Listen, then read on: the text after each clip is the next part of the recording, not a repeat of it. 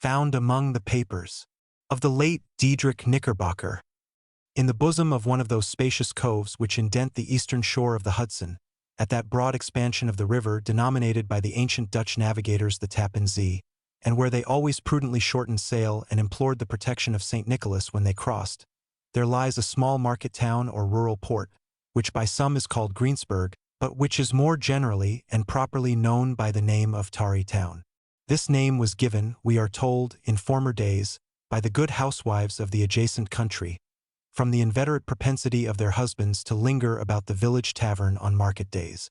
Be that as it may, I do not vouch for the fact, but merely advert to it, for the sake of being precise and authentic.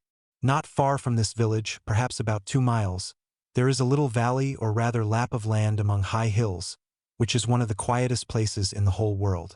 A small brook glides through it, with just murmur enough to lull one to repose, and the occasional whistle of a quail or tapping of a woodpecker is almost the only sound that ever breaks in upon the uniform tranquility. I recollect that, when a stripling, my first exploit in squirrel shooting was in a grove of tall walnut trees that shades one side of the valley. I had wandered into it at noontime, when all nature is peculiarly quiet, and was startled by the roar of my own gun, as it broke the Sabbath stillness around and was prolonged and reverberated by the angry echoes. If ever I should wish for a retreat whither I might steal from the world and its distractions, and dream quietly away the remnant of a troubled life, I know of none more promising than this little valley. From the listless repose of the place, and the peculiar character of its inhabitants, who are descendants from the original Dutch settlers, this sequestered glen has long been known by the name of Sleepy Hollow, and its rustic lads are called the Sleepy Hollow Boys throughout all the neighboring country. A drowsy, dreamy influence seems to hang over the land, and to pervade the very atmosphere. Some say that the place was bewitched by a high German doctor, during the early days of the settlement.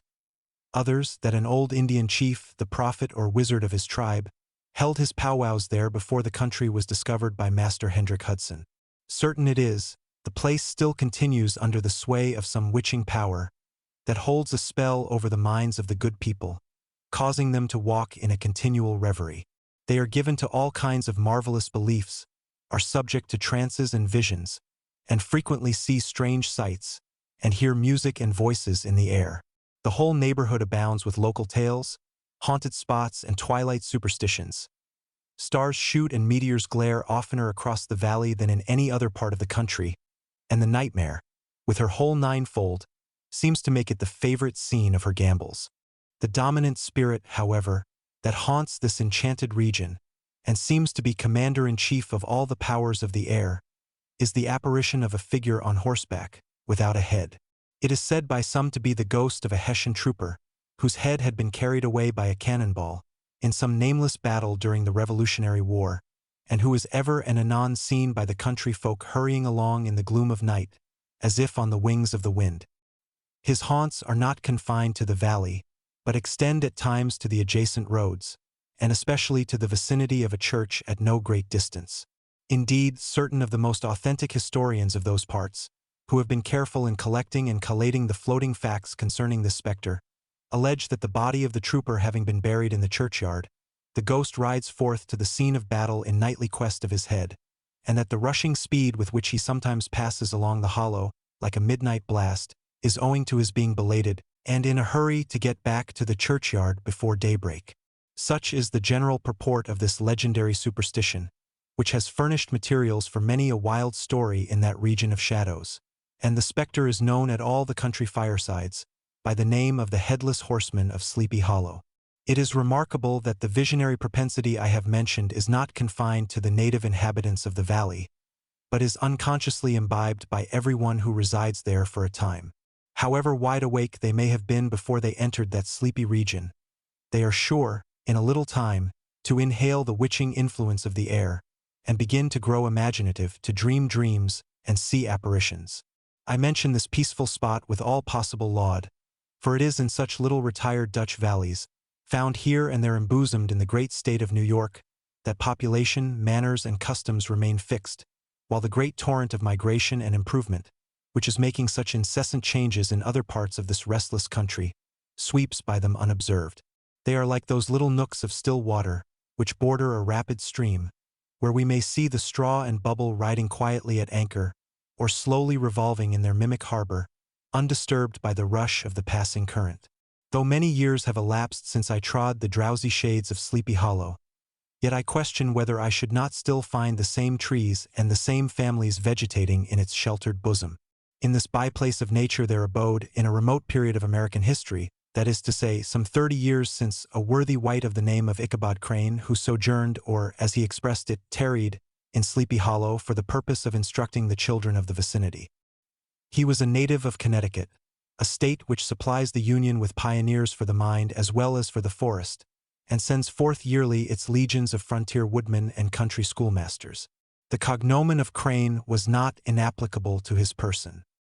He was tall but exceedingly lank, with narrow shoulders, long arms and legs, hands that dangled a mile out of his sleeves, feet that might have served for shovels, and his whole frame most loosely hung together.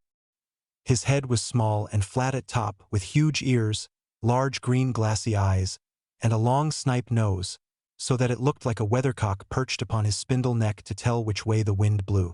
To see him striding along the profile of a hill on a windy day, with his clothes bagging and fluttering about him, one might have mistaken him for the genius of famine descending upon the earth, or some scarecrow eloped from a cornfield. His schoolhouse was a low building of one large room, rudely constructed of logs, the windows partly glazed and partly patched with leaves of old copybooks.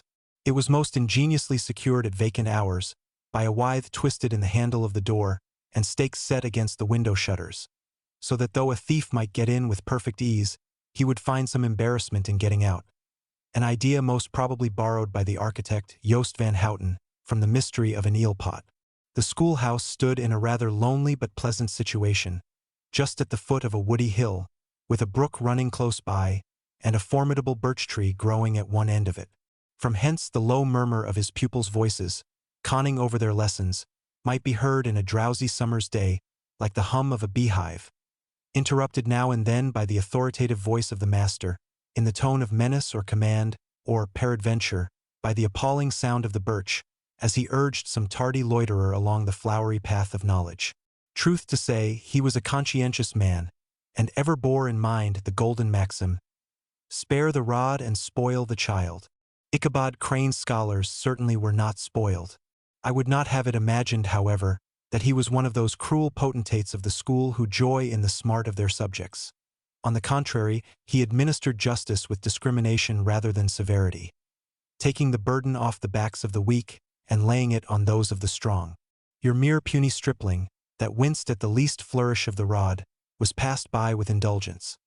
But the claims of justice were satisfied by inflicting a double portion on some little tough wrong-headed, broad-skirted Dutch urchin, who sulked and swelled and grew dogged and sullen beneath the birch. All this he called doing his duty by their parents. And he never inflicted a chastisement without following it by the assurance, so consolatory to the smarting urchin, that he would remember it and thank him for it the longest day he had to live. When school hours were over, he was even the companion and playmate of the larger boys, and on holiday afternoons would convoy some of the smaller ones home, who happened to have pretty sisters, or good housewives for mothers, noted for the comforts of the cupboard. Indeed, it behooved him to keep on good terms with his pupils. The revenue arising from his school was small, and would have been scarcely sufficient to furnish him with daily bread, for he was a huge feeder, and, though lank, had the dilating powers of an anaconda. But to help out his maintenance, he was, according to country custom in those parts, boarded and lodged at the houses of the farmers whose children he instructed. With these he lived successively a week at a time, thus going the rounds of the neighborhood, with all his worldly effects tied up in a cotton handkerchief. That all this might not be too onerous on the purses of his rustic patrons, who are apt to consider the costs of schooling a grievous burden, and schoolmasters as mere drones, he had various ways of rendering himself both useful and agreeable. He assisted the farmers occasionally in the lighter labors of their farms, helped to make hay, mended the fences, took the horses to water, drove the cows from pasture, and cut wood for the winter fire. He laid aside, too, all the dominant dignity and absolute sway with which he lorded it in his little empire, the school, and became wonderfully gentle and ingratiating. He found favor in the eyes of the mothers by petting the children, particularly the youngest, and like the lion bold which whilom so magnanimously the lamb did hold, he would sit with a child on one knee, and rock a cradle with his foot for whole hours together. In addition to his other vocations, he was the singing master of the neighborhood, and picked up many bright shillings by instructing the young folks in psalmody. It was a matter of no little vanity to him on Sundays to take his station in front of the church gallery with a band of chosen singers, where, in his own mind, he completely carried away the palm from the parson. Certain it is, his voice resounded far above all the rest of the congregation, and there are peculiar quavers still to be heard in that church, and which may even be heard half a mile off, quite to the opposite side of the millpond on a still Sunday morning, which are said to be legitimately descended from the nose of Ichabod Crane. Thus, by divers little makeshifts, in that ingenious way which is commonly denominated by hook and by crook, the worthy pedagogue got on tolerably enough and was thought, by all who understood nothing of the labor of headwork, to have a wonderfully easy life of it. The schoolmaster is generally a man of some importance in the female circle of a rural neighborhood, being considered a kind of idle, gentlemanlike personage, of vastly superior taste and accomplishments to the rough country swains, and, indeed, inferior in learning only to the parson. His appearance, therefore, is apt to occasion some little stir at the tea-table of a farmhouse, and the addition of a supernumerary dish of cakes or sweetmeats, or, peradventure, the parade of a silver teapot. Our man of letters, therefore, was peculiarly happy in the smiles of all the country damsels. How he would figure among them in the churchyard, between services on Sundays, gathering grapes for them from the wild vines that overran the surrounding trees, reciting for their amusement all the epitaphs on the tombstones, or sauntering, with a whole bevy of them, along the banks of the adjacent millpond, while the more bashful country bumpkins hung sheepishly back, envying his superior elegance and address. From his half-itinerant life, also, he was a kind of traveling gazette, carrying the whole budget of local gossip from house to house, so that his appearance was always greeted with satisfaction. He was, moreover, esteemed by the women as a man of great erudition, for he had read several books quite through, and was a perfect master of Cotton Mather's History of New England Witchcraft, in which, by the way, he most firmly and potently believed. He was, in fact, an odd mixture of small shrewdness and simple credulity. His appetite for the marvelous, and his powers of digesting it, were equally extraordinary, and both had been increased by his residence in this spellbound region. No tale was too gross or monstrous for his capacious swallow. It was often his delight, after his school was dismissed in the afternoon, to stretch himself on the rich bed of clover bordering the little brook that whimpered by his schoolhouse, and there con over old Mather's direful tales, until the gathering dusk of evening made the printed page a mere mist before his eyes. Then, as he wended his way by swamp and stream and awful woodland, to the farmhouse where he happened to be quartered, every sound of nature, at that witching hour, fluttered his excited imagination. The moan of the whip-poor-will from the hillside, the boding cry of the tree-toad, that harbinger of storm, the dreary hooting of the screech owl, or the sudden rustling in the thicket of birds frightened from their roost. The fireflies, too, which sparkled most vividly in the darkest places, now and then startled him, as one of uncommon brightness would stream across his path. And if, by chance, a huge blockhead of a beetle came winging his blundering flight against him, the poor varlet was ready to give up the ghost, with the idea that he was struck with a witch's token. His only resource on such occasions, either to drown thought or drive away evil spirits, was to sing psalm tunes, and the good people of Sleepy Hollow, as they sat by their doors of an evening, were often filled with awe at hearing his nasal melody, in linked sweetness long drawn out, floating from the distant hill or along the dusky road. Another of his sources of fearful pleasure was to pass long winter evenings with the old Dutch wives, as they sat spinning by the fire, with a row of apples roasting and spluttering along the hearth, and listened to their marvelous tales of ghosts and goblins, and haunted fields, and haunted brooks, and haunted bridges, and haunted houses, and particularly of the Headless Horseman, or Galloping Hessian of the Hollow, as they sometimes called him. He would delight them equally by his anecdotes of witchcraft, and of the direful omens and portentous sights and sounds in the air, which prevailed in the earlier times of Connecticut, and would frighten them woefully with speculations upon comets and shooting stars, and with the alarming fact that the world did absolutely turn round, and that they were half the time topsy-turvy. But if there was a pleasure in all this, while snugly cuddling in the chimney corner of a chamber that was all of a ruddy glow from the crackling wood fire, and where, of course, no spectre dared to show its face, it was dearly purchased by the terrors of his subsequent walk homewards. What fearful shapes and shadows beset his path, amidst the dim and ghastly glare of a snowy night. With what wistful look did he eye every trembling ray of light streaming across the waste fields from some distant window. How often was he appalled by some shrub covered with snow, which, like a sheeted spectre, beset his very path. How often did he shrink with curdling awe at the sound of his own steps on the frosty crust beneath his feet, and dread to look over his shoulder, lest he should behold some uncouth being tramping close behind him. And how often was he thrown into complete dismay by some rushing blast, howling among the trees, in the idea that it was the galloping Hessian on one of his nightly scourings. All these, however, were mere terrors of the night, phantoms of the mind that walk in darkness. And though he had seen many spectres in his time, and been more than once beset by Satan in divers shapes, in his lonely perambulations, yet daylight put an end to all these evils, and he would have passed a pleasant life of it, in despite of the devil and all his works, if his path had not been crossed by a being that causes more perplexity to mortal man than ghosts, goblins, and the whole race of witches put together, and that was a woman.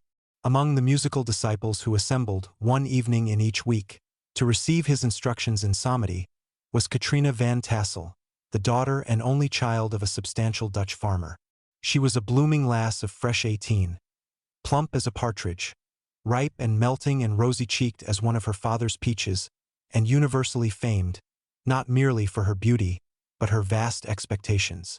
She was withal a little of a coquette, as might be perceived even in her dress, which was a mixture of ancient and modern fashions, as most suited to set off her charms.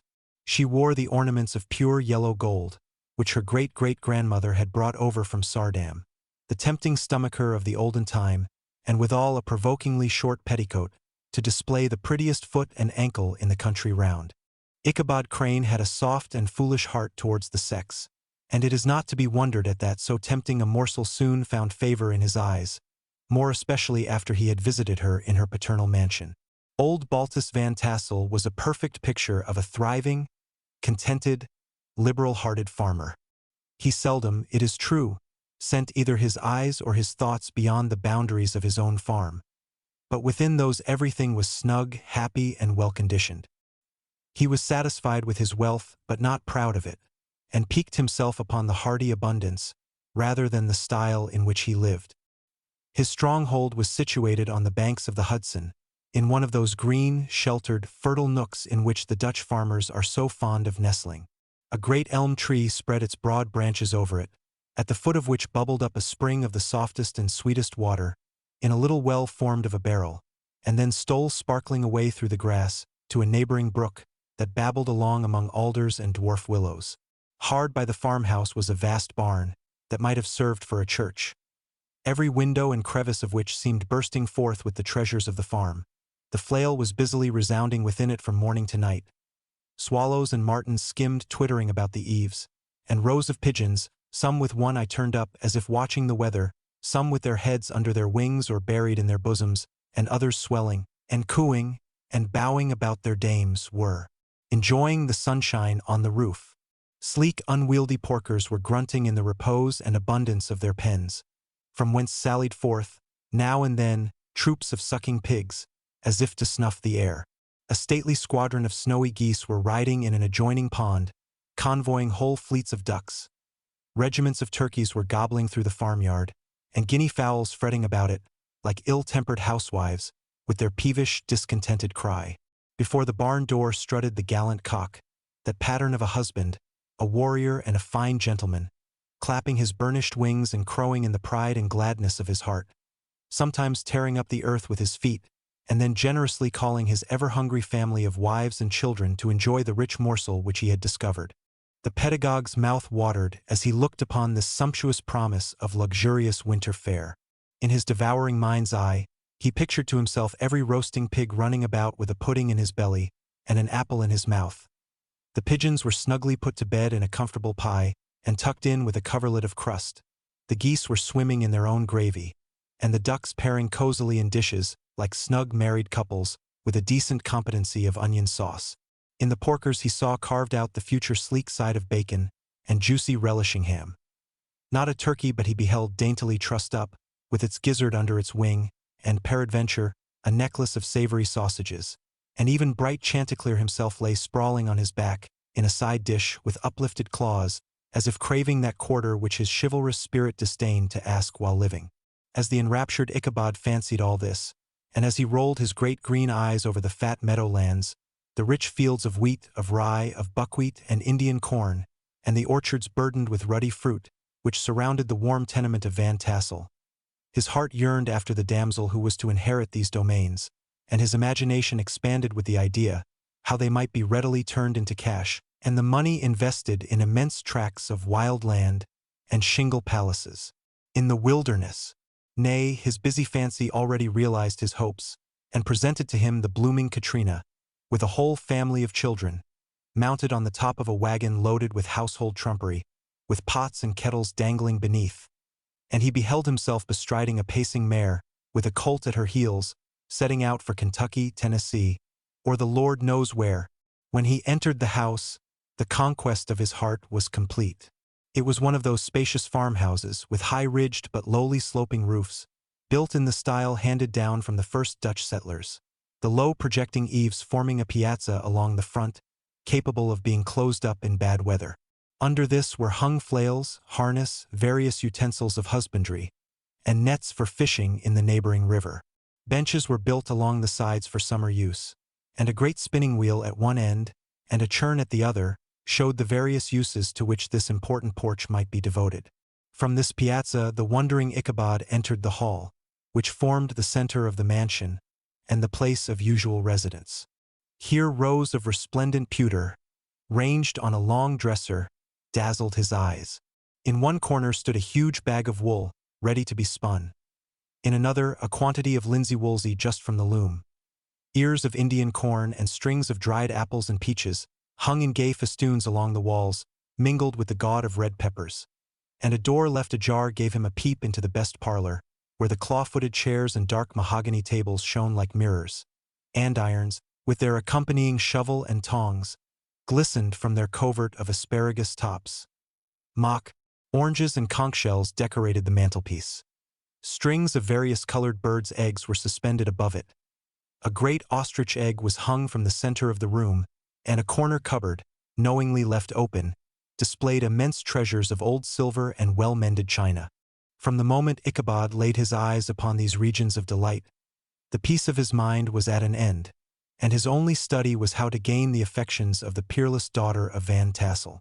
In this enterprise, however, he had more real difficulties than generally fell to the lot of a knight-errant of yore, who seldom had anything but giants, enchanters, fiery dragons, and such like easily conquered adversaries, to contend with, and had to make his way merely through gates of iron and brass, and walls of adamant to the castle keep, where the lady of his heart was confined, all which he achieved as easily as a man would carve his way to the center of a Christmas pie, and then the lady gave him her hand as a matter of course. Ichabod, on the contrary, had to win his way to the heart of a country coquette, beset with a labyrinth of whims and caprices, which were forever presenting new difficulties and impediments. And he had to encounter a host of fearful adversaries of real flesh and blood, the numerous rustic admirers, who beset every portal to her heart, keeping a watchful and angry eye upon each other, but ready to fly out in the common cause against any new competitor. Among these, the most formidable was a burly, roaring, roistering blade of the name of Abraham, or, according to the Dutch abbreviation, Brom van Brunt, the hero of the country round, which rang with his feats of strength and hardihood. He was broad-shouldered and double-jointed, with short curly black hair, and a bluff but not unpleasant countenance, having a mingled air of fun and arrogance. From his Herculean frame and great powers of limb, he had received the nickname of Brom Bones, by which he was universally known. He was famed for great knowledge and skill in horsemanship, being as dexterous on horseback as a Tartar. He was foremost at all races and cockfights, and, with the ascendancy which bodily strength always acquires in rustic life, was the umpire in all disputes, setting his hat on one side, and giving his decisions with an air and tone that admitted of no gainsay or appeal. He was always ready for either a fight or a frolic, but had more mischief than ill will in his composition, and with all his overbearing roughness, there was a strong dash of waggish good humor at bottom. He had 3 or 4 boon companions, who regarded him as their model, and at the head of whom he scoured the country, attending every scene of feud or merriment for miles round. In cold weather he was distinguished by a fur cap, surmounted with a flaunting fox's tail, and when the folks at a country gathering descried this well-known crest at a distance, whisking about among a squad of hard riders, they always stood by for a squall. Sometimes his crew would be heard dashing along past the farmhouses at midnight, with whoop and halloo, like a troop of Don Cossacks. And the old dames, startled out of their sleep, would listen for a moment till the hurry-scurry had clattered by, and then exclaim, "Aye, there goes Brom Bones and his gang." The neighbors looked upon him with a mixture of awe, admiration, and goodwill, and, when any madcap prank or rustic brawl occurred in the vicinity, always shook their heads, and warranted Brom Bones was at the bottom of it. This rantipole hero had for some time singled out the blooming Katrina for the object of his uncouth gallantries, and though his amorous toyings were something like the gentle caresses and endearments of a bear, yet it was whispered that she did not altogether discourage his hopes. Certain it is, his advances were signals for rival candidates to retire, who felt no inclination to cross a lion in his amours, insomuch that when his horse was seen tied to Van Tassel's paling on a Sunday night, a sure sign that his master was courting, or, as it is termed, sparking, within, all other suitors passed by in despair and carried the war into other quarters. Such was the formidable rival with whom Ichabod Crane had to contend, and, considering all things, a stouter man than he would have shrunk from the competition, and a wiser man would have despaired. He had, however, a happy mixture of pliability and perseverance in his nature. He was in form and spirit like a supple jack, yielding but tough. Though he bent, he never broke, and though he bowed beneath the slightest pressure, yet, the moment it was away, jerk! He was as erect, and carried his head as high as ever. To have taken the field openly against his rival would have been madness, for he was not a man to be thwarted in his amours, any more than that stormy lover, Achilles. Ichabod, therefore, made his advances in a quiet and gently insinuating manner. Under cover of his character of singing master, he made frequent visits at the farmhouse. Not that he had anything to apprehend from the meddlesome interference of parents, which is so often a stumbling block in the path of lovers. Balt Van Tassel was an easy, indulgent soul. He loved his daughter better even than his pipe, and, like a reasonable man and an excellent father, let her have her way in everything. His notable little wife, too, had enough to do to attend to her housekeeping and manage her poultry. For, as she sagely observed, ducks and geese are foolish things and must be looked after, but girls can take care of themselves. Thus, while the busy dame bustled about the house, or plied her spinning wheel at one end of the piazza, honest Balt would sit smoking his evening pipe at the other, watching the achievements of a little wooden warrior, who, armed with a sword in each hand, was most valiantly fighting the wind on the pinnacle of the barn. In the meantime, Ichabod would carry on his suit with the daughter by the side of the spring under the great elm, or sauntering along in the twilight, that hour so favorable to the lover's eloquence. I profess not to know how women's hearts are wooed and won. To me they have always been matters of riddle and admiration.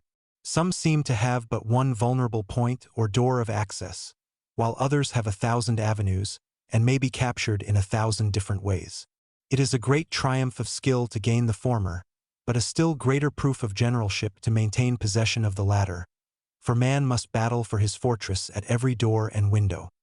He who wins 1,000 common hearts is therefore entitled to some renown, but he who keeps undisputed sway over the heart of a coquette is indeed a hero. Certain it is, this was not the case with the redoubtable Brom Bones, and from the moment Ichabod Crane made his advances, the interests of the former evidently declined. His horse was no longer seen tied to the palings on Sunday nights, and a deadly feud gradually arose between him and the preceptor of Sleepy Hollow. Brom, who had a degree of rough chivalry in his nature, would fain have carried matters to open warfare and have settled their pretensions to the lady, according to the mode of those most concise and simple reasoners, the knights-errant of yore, by single combat. But Ichabod was too conscious of the superior might of his adversary to enter the lists against him. He had overheard a boast of Bones, that he would double the schoolmaster up and lay him on a shelf of his own schoolhouse. And he was too wary to give him an opportunity. There was something extremely provoking in this obstinately pacific system, It left Brom no alternative but to draw upon the funds of rustic waggery in his disposition, and to play off boorish practical jokes upon his rival. Ichabod became the object of whimsical persecution to Bones and his gang of rough riders. They harried his hitherto peaceful domains, smoked out his singing school by stopping up the chimney, broke into the schoolhouse at night, in spite of its formidable fastenings of withe and window stakes, and turned everything topsy-turvy, so that the poor schoolmaster began to think all the witches in the country held their meetings there. But what was still more annoying, Brom took all opportunities of turning him into ridicule in presence of his mistress, and had a scoundrel dog whom he taught to whine in the most ludicrous manner, and introduced as a rival of Ichabod's, to instruct her in psalmody.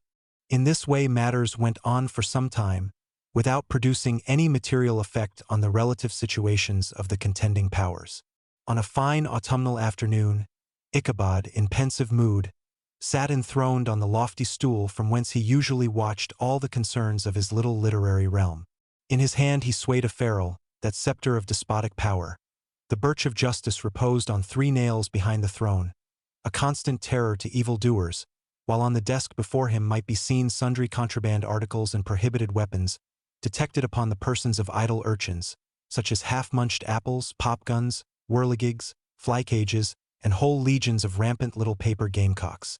Apparently there had been some appalling act of justice recently inflicted, for his scholars were all busily intent upon their books, or slyly whispering behind them with one eye kept upon the master, and a kind of buzzing stillness reigned throughout the schoolroom.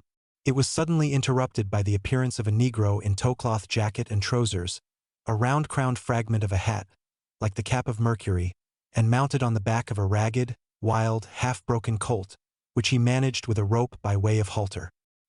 He came clattering up to the school door with an invitation to Ichabod to attend a merrymaking or quilting frolic, to be held that evening at Katrina Van Tassel's, and having delivered his message with that air of importance and effort at fine language which a negro is apt to display on petty embassies of the kind, he dashed over the brook and was seen scampering away up the hollow, full of the importance and hurry of his mission. All was now bustle and hubbub in the late quiet schoolroom. The scholars were hurried through their lessons without stopping at trifles.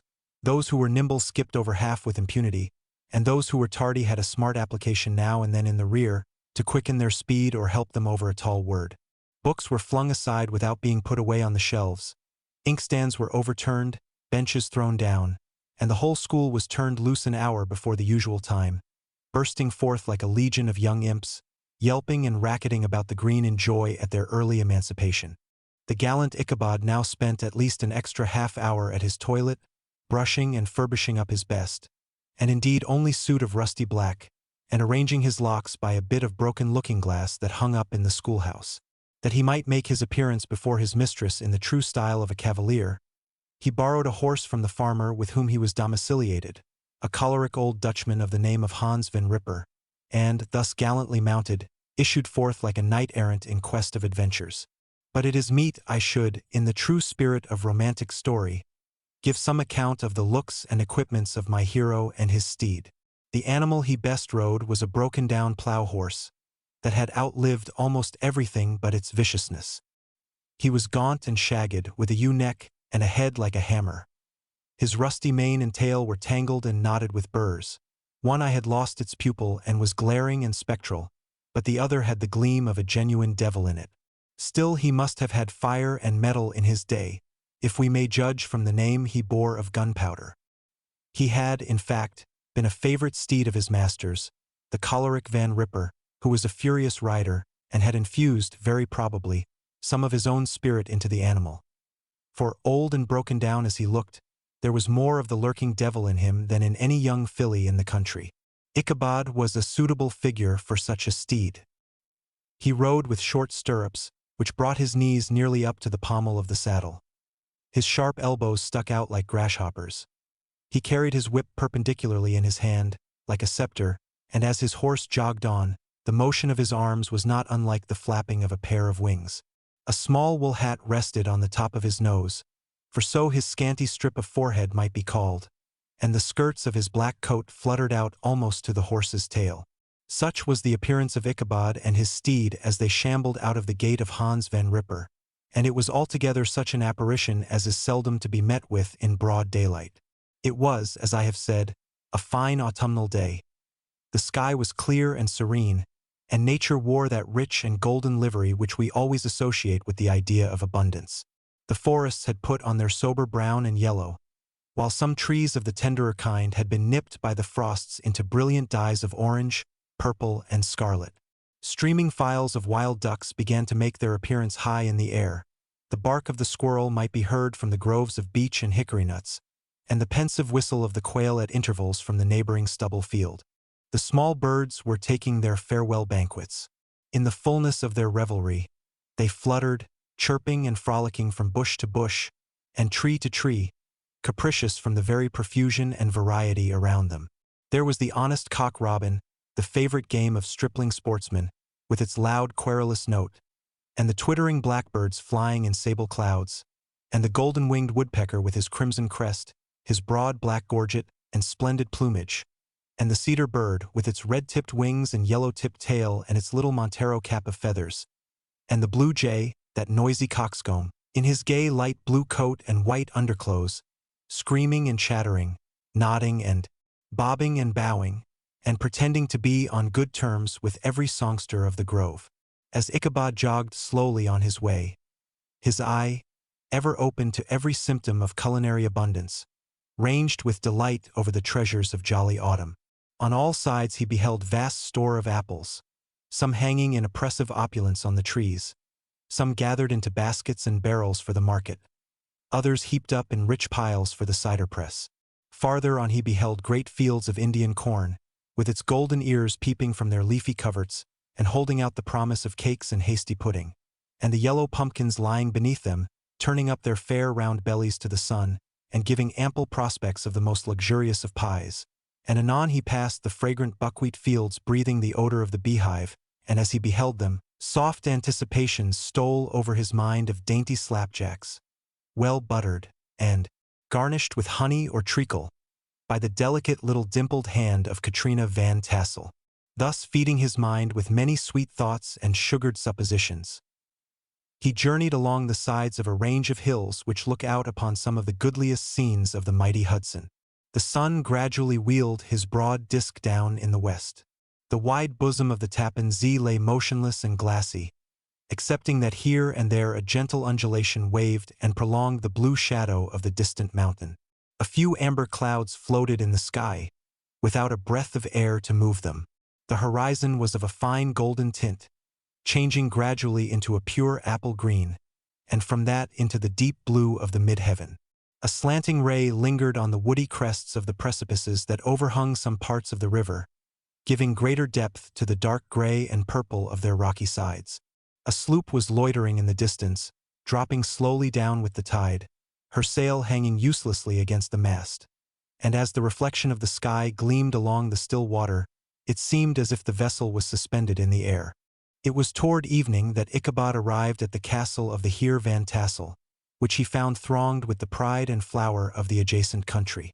Old farmers, a spare leathern-faced race, in homespun coats and breeches, blue stockings, huge shoes, and magnificent pewter buckles. Their brisk, withered little dames in close-crimped caps, long-waisted short gowns, homespun petticoats with scissors and pincushions, and gay calico pockets hanging on the outside. Buxom lasses, almost as antiquated as their mothers, excepting where a straw hat, a fine ribbon, or perhaps a white frock, gave symptoms of city innovation. The sons, in short square-skirted coats, with rows of stupendous brass buttons, and their hair generally queued in the fashion of the times, especially if they could procure an eel skin for the purpose, it being esteemed throughout the country as a potent nourisher and strengthener of the hair. Brom Bones, however, was the hero of the scene, having come to the gathering on his favorite steed Daredevil, a creature, like himself, full of mettle and mischief, and which no one but himself could manage. He was, in fact, noted for preferring vicious animals, given to all kinds of tricks which kept the rider in constant risk of his neck, for he held a tractable, well-broken horse as unworthy of a lad of spirit.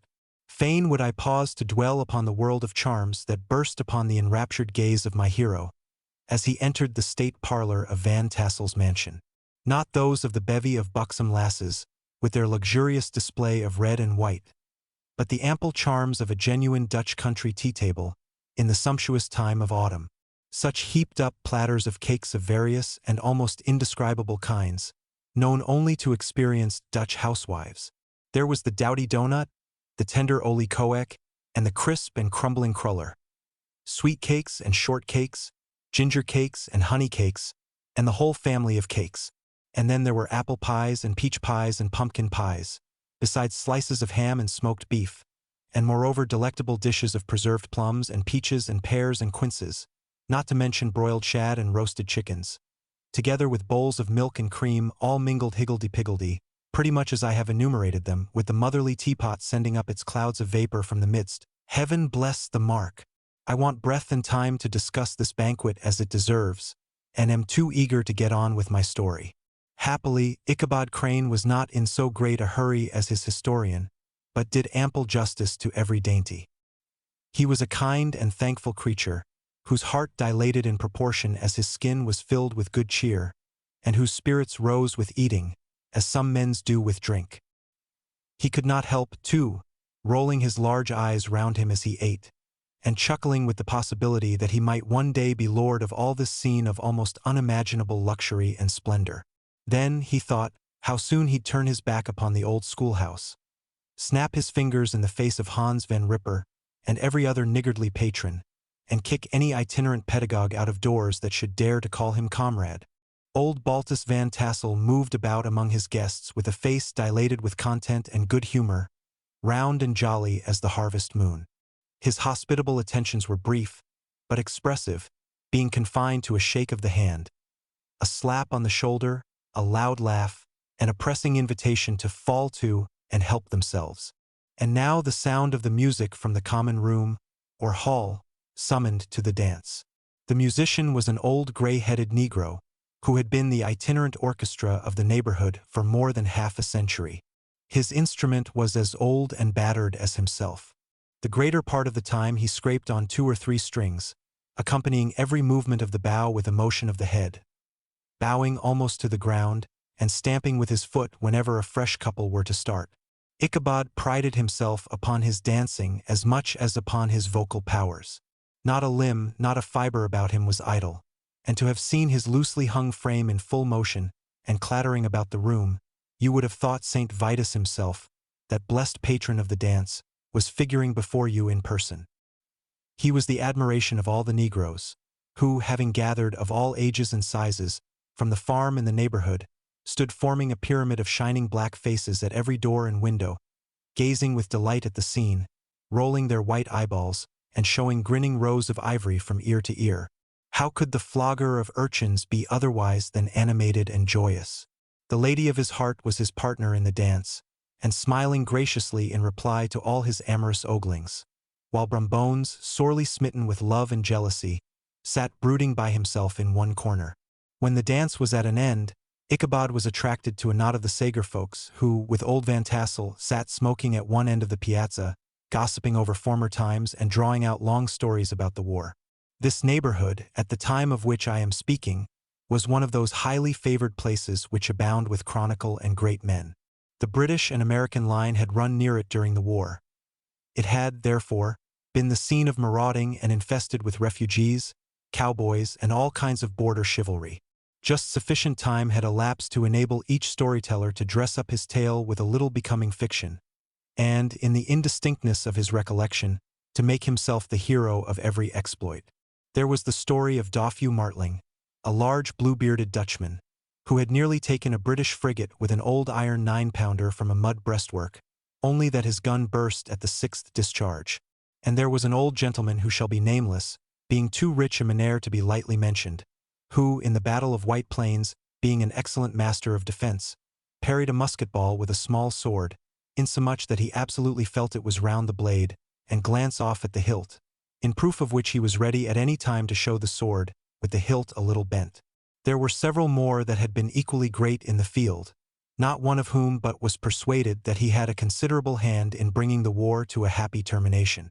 But all these were nothing to the tales of ghosts and apparitions that succeeded. The neighborhood is rich in legendary treasures of the kind.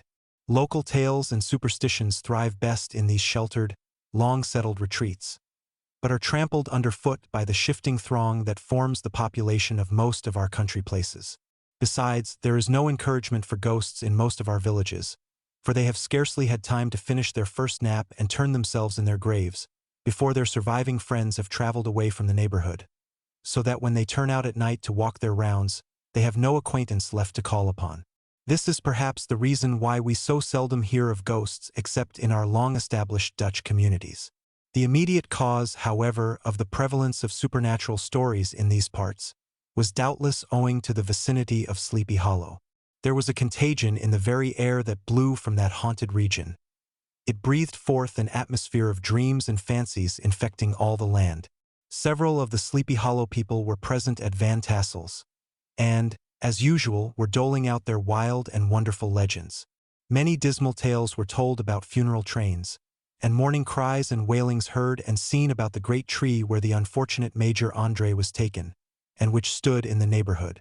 Some mention was made also of the woman in white, that haunted the dark glen at Raven Rock, and was often heard to shriek on winter nights before a storm, having perished there in the snow. The chief part of the stories, however, turned upon the favorite specter of Sleepy Hollow, the Headless Horseman, who had been heard several times of late, patrolling the country, and, it was said, tethered his horse nightly among the graves in the churchyard. The sequestered situation of this church seems always to have made it a favorite haunt of troubled spirits. It stands on a knoll, surrounded by locust trees and lofty elms, from among which its decent, whitewashed walls shine modestly forth, like Christian purity beaming through the shades of retirement. A gentle slope descends from it to a silver sheet of water, bordered by high trees, between which peeps may be caught at the blue hills of the Hudson. To look upon its grass-grown yard, where the sunbeams seem to sleep so quietly, one would think that there at least the dead might rest in peace. On one side of the church extends a wide woody dell, along which raves a large brook among broken rocks and trunks of fallen trees. Over a deep black part of the stream, not far from the church, was formerly thrown a wooden bridge. The road that led to it and the bridge itself were thickly shaded by overhanging trees, which cast a gloom about it, even in the daytime, but occasioned a fearful darkness at night. Such was one of the favorite haunts of the Headless Horseman, and the place where he was most frequently encountered. The tale was told of old Brower, a most heretical disbeliever in ghosts, how he met the horseman returning from his foray into Sleepy Hollow, and was obliged to get up behind him. How they galloped over bush and brake, over hill and swamp, until they reached the bridge, when the horseman suddenly turned into a skeleton, threw old Brower into the brook, and sprang away over the treetops with a clap of thunder. This story was immediately matched by a thrice marvelous adventure of Brom Bones, who made light of the galloping Hessian as an errant jockey. He affirmed that on returning one night from the neighboring village of Sing Sing, he had been overtaken by this midnight trooper, that he had offered to race with him for a bowl of punch and should have won it too, for Daredevil beat the goblin horse all hollow, but just as they came to the church bridge, the Hessian bolted and vanished in a flash of fire. All these tales, told in that drowsy undertone with which men talk in the dark, the countenances of the listeners only now and then receiving a casual gleam from the glare of a pipe, sank deep in the mind of Ichabod. He repaid them in kind with large extracts from his invaluable author, Cotton Mather, and added many marvelous events that had taken place in his native state of Connecticut, and fearful sights which he had seen in his nightly walks about Sleepy Hollow. The revel now gradually broke up. The old farmers gathered together their families in their wagons, and were heard for some time rattling along the hollow roads and over the distant hills. Some of the damsels mounted on pillions behind their favorite swains, and their light-hearted laughter, mingling with the clatter of hoofs, echoed along the silent woodlands, sounding fainter and fainter until they gradually died away. And the late scene of noise and frolic was all silent and deserted. Ichabod only lingered behind, according to the custom of country lovers, to have a tête-à-tête with the heiress, fully convinced that he was now on the high road to success. What passed at this interview I will not pretend to say, for in fact I do not know. Something, however, I fear me, must have gone wrong, for he certainly sallied forth, after no very great interval, with an air quite desolate and chapfallen. Oh, these women! These women! Could that girl have been playing off any of her coquettish tricks? Was her encouragement of the poor pedagogue all a mere sham to secure her conquest of his rival? Heaven only knows. Not I. Let it suffice to say, Ichabod stole forth with the air of one who had been sacking a hen roost, rather than a fair lady's heart. Without looking to the right or left to notice the scene of rural wealth, on which he had so often gloated, he went straight to the stable, and with several hearty cuffs and kicks roused his steed most uncourteously from the comfortable quarters in which he was soundly sleeping, dreaming of mountains of corn and oats, and whole valleys of timothy and clover. It was the very witching time of night that Ichabod, heavy-hearted and crestfallen, pursued his travels homewards, along the sides of the lofty hills which rise above Tarry town, and which he had traversed so cheerily in the afternoon. The hour was as dismal as himself. Far below him the Tappan Zee spread its dusky and indistinct waste of waters, with here and there the tall mast of a sloop, riding quietly at anchor under the land. In the dead hush of midnight, he could even hear the barking of the watchdog from the opposite shore of the Hudson. But it was so vague and faint as only to give an idea of his distance from this faithful companion of man. Now and then, too, the long-drawn crowing of a cock, accidentally awakened, would sound far, far off, from some farmhouse away among the hills, but it was like a dreaming sound in his ear. No signs of life occurred near him, but occasionally the melancholy chirp of a cricket, or perhaps the guttural twang of a bullfrog from a neighboring marsh, as if sleeping uncomfortably and turning suddenly in his bed. All the stories of ghosts and goblins that he had heard in the afternoon now came crowding upon his recollection. The night grew darker and darker. The stars seemed to sink deeper in the sky, and driving clouds occasionally hid them from his sight. He had never felt so lonely and dismal. He was, moreover, approaching the very place where many of the scenes of the ghost stories had been laid. In the center of the road stood an enormous tulip tree, which towered like a giant above all the other trees of the neighborhood, and formed a kind of landmark. Its limbs were gnarled and fantastic, large enough to form trunks for ordinary trees, twisting down almost to the earth, and rising again into the air. It was connected with the tragical story of the unfortunate André, who had been taken prisoner hard by, and was universally known by the name of Major André's tree. The common people regarded it with a mixture of respect and superstition, partly out of sympathy for the fate of its ill-starred namesake, and partly from the tales of strange sights and doleful lamentations told concerning it. As Ichabod approached this fearful tree, he began to whistle. He thought his whistle was answered. It was but a blast sweeping sharply through the dry branches. As he approached a little nearer, he thought he saw something white, hanging in the midst of the tree. He paused and ceased whistling, but, on looking more narrowly, perceived that it was a place where the tree had been scathed by lightning, and the white wood laid bare. Suddenly he heard a groan. His teeth chattered, and his knees smote against the saddle. It was but the rubbing of one huge bough upon another, as they were swayed about by the breeze.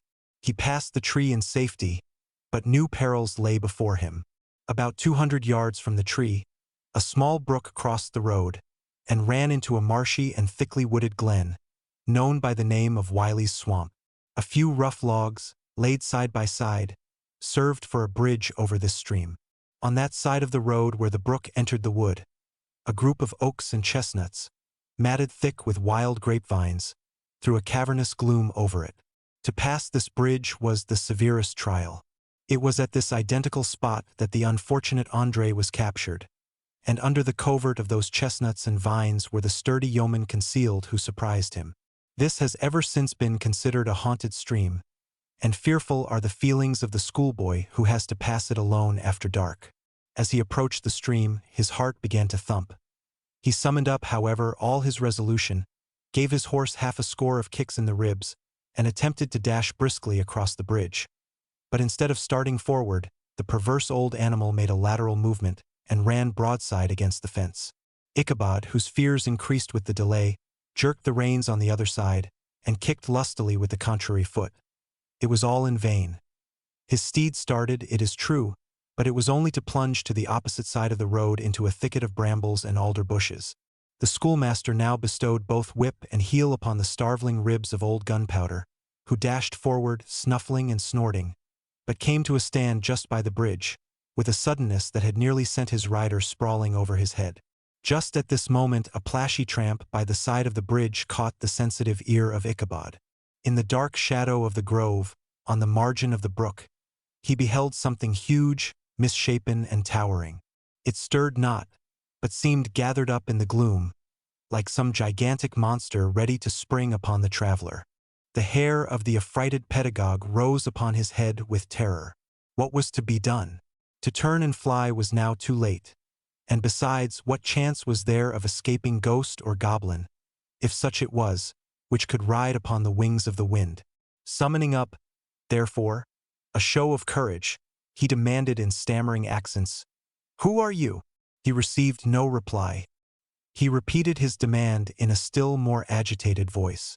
Still there was no answer. Once more he cudgeled the sides of the inflexible gunpowder, and, shutting his eyes, broke forth with involuntary fervor into a psalm tune. Just then the shadowy object of alarm put itself in motion, and with a scramble and a bound stood at once in the middle of the road. Though the night was dark and dismal, yet the form of the unknown might now in some degree be ascertained. He appeared to be a horseman of large dimensions, and mounted on a black horse of powerful frame. He made no offer of molestation or sociability, but kept aloof on one side of the road, jogging along on the blind side of old Gunpowder, who had now got over his fright and waywardness. Ichabod, who had no relish for this strange midnight companion, and bethought himself of the adventure of Brom Bones with the galloping Hessian, now quickened his steed in hopes of leaving him behind. The stranger, however, quickened his horse to an equal pace. Ichabod pulled up and fell into a walk, thinking to lag behind. The other did the same. His heart began to sink within him. He endeavored to resume his psalm tune, but his parched tongue clove to the roof of his mouth, and he could not utter a stave. There was something in the moody and dogged silence of this pertinacious companion that was mysterious and appalling. It was soon fearfully accounted for. On mounting a rising ground, which brought the figure of his fellow traveler in relief against the sky, gigantic in height, and muffled in a cloak, Ichabod was horror-struck on perceiving that he was headless. But his horror was still more increased on observing that the head, which should have rested on his shoulders, was carried before him on the pommel of his saddle. His terror rose to desperation. He rained a shower of kicks and blows upon Gunpowder, hoping by a sudden movement to give his companion the slip. But the spectre started full jump with him. Away, then, they dashed through thick and thin, stones flying and sparks flashing at every bound. Ichabod's flimsy garments fluttered in the air, as he stretched his long lank body away over his horse's head, in the eagerness of his flight. They had now reached the road which turns off to Sleepy Hollow. But Gunpowder, who seemed possessed with a demon, instead of keeping up it, made an opposite turn and plunged headlong downhill to the left. This road leads through a sandy hollow shaded by trees for about a quarter of a mile, where it crosses the bridge famous in Goblin story, and just beyond swells the green knoll on which stands the whitewashed church. As yet the panic of the steed had given his unskillful rider an apparent advantage in the chase, but just as he had got halfway through the hollow, the girths of the saddle gave way, and he felt it slipping from under him. He seized it by the pommel and endeavored to hold it firm, but in vain, and had just time to save himself by clasping old Gunpowder round the neck, when the saddle fell to the earth, and he heard it trampled underfoot by his pursuer. For a moment the terror of Hans Van Ripper's wrath passed across his mind, for it was his Sunday saddle, but this was no time for petty fears. The goblin was hard on his haunches, and unskillful rider that he was, he had much ado to maintain his seat, sometimes slipping on one side, sometimes on another, and sometimes jolted on the high ridge of his horse's backbone, with a violence that he verily feared would cleave him asunder. An opening in the trees now cheered him with the hopes that the church bridge was at hand. The wavering reflection of a silver star in the bosom of the brook told him that he was not mistaken. He saw the walls of the church dimly glaring under the trees beyond. He recollected the place where Brom Bones's ghostly competitor had disappeared. "If I can but reach that bridge," thought Ichabod, "I am safe." Just then he heard the black steed panting and blowing close behind him. He even fancied that he felt his hot breath. Another convulsive kick in the ribs, and old Gunpowder sprang upon the bridge. He thundered over the resounding planks. He gained the opposite side, and now Ichabod cast a look behind to see if his pursuer should vanish, according to rule, in a flash of fire and brimstone. Just then he saw the goblin rising in his stirrups, and in the very act of hurling his head at him. Ichabod endeavored to dodge the horrible missile, but too late. It encountered his cranium with a tremendous crash. He was tumbled headlong into the dust, and gunpowder, the black steed, and the goblin rider passed by like a whirlwind. The next morning the old horse was found without his saddle, and with the bridle under his feet, soberly cropping the grass at his master's gate. Ichabod did not make his appearance at breakfast. Dinner hour came, but no Ichabod. The boys assembled at the schoolhouse, and strolled idly about the banks of the brook. But no schoolmaster. Hans Van Ripper now began to feel some uneasiness about the fate of poor Ichabod, and his saddle. An inquiry was set on foot, and after diligent investigation they came upon his traces. In one part of the road leading to the church was found the saddle trampled in the dirt, the tracks of horses' hoofs deeply dented in the road, and evidently at furious speed, were traced to the bridge, beyond which, on the bank of a broad part of the brook, where the water ran deep and black, was found the hat of the unfortunate Ichabod, and close beside it a shattered pumpkin. The brook was searched, but the body of the schoolmaster was not to be discovered. Hans Van Ripper, as executor of his estate, examined the bundle which contained all his worldly effects. They consisted of 2 shirts and a half, 2 stocks for the neck, a pair or 2 of worsted stockings, an old pair of corduroy small clothes, a rusty razor, a book of psalm tunes full of dog's ears, and a broken pitch pipe. As to the books and furniture of the schoolhouse, they belonged to the community, excepting Cotton Mather's History of Witchcraft, a New England Almanac, and a book of dreams and fortune-telling, in which last was a sheet of foolscap much scribbled and blotted in several fruitless attempts to make a copy of verses in honor of the heiress of Van Tassel. These magic books and the poetic scrawl were forthwith consigned to the flames by Hans Van Ripper, who, from that time forward, determined to send his children no more to school, observing that he never knew any good come of this same reading and writing.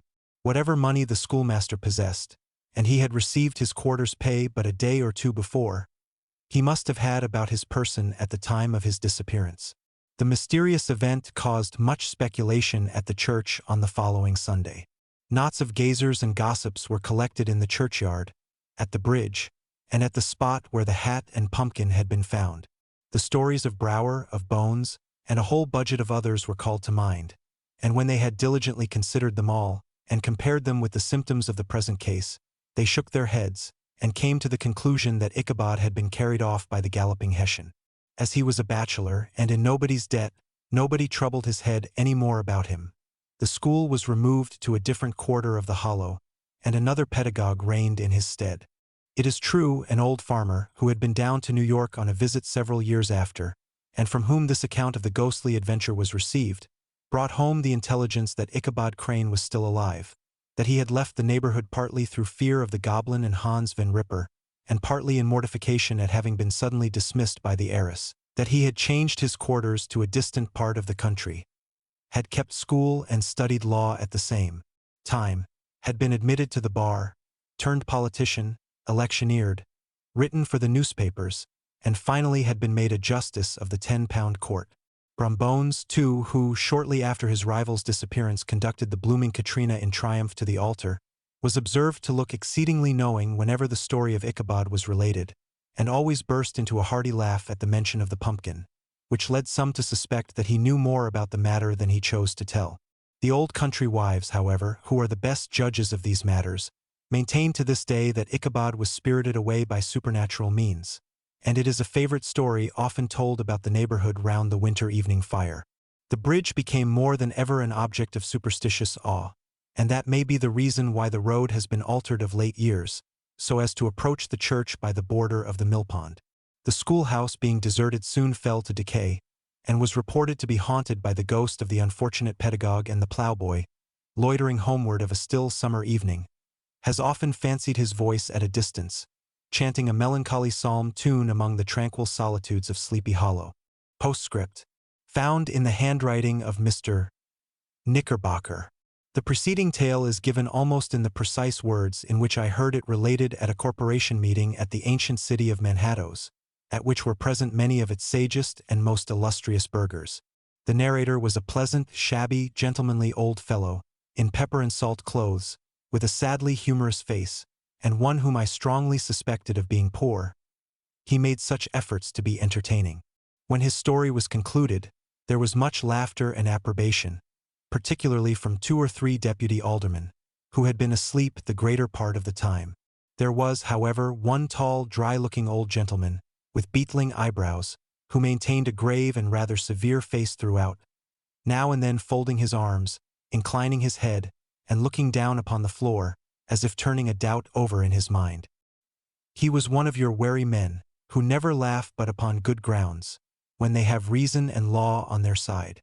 When the mirth of the rest of the company had subsided and silence was restored, he leaned one arm on the elbow of his chair, and sticking the other akimbo, demanded, with a slight, but exceedingly sage motion of the head and contraction of the brow, what was the moral of the story, and what it went to prove.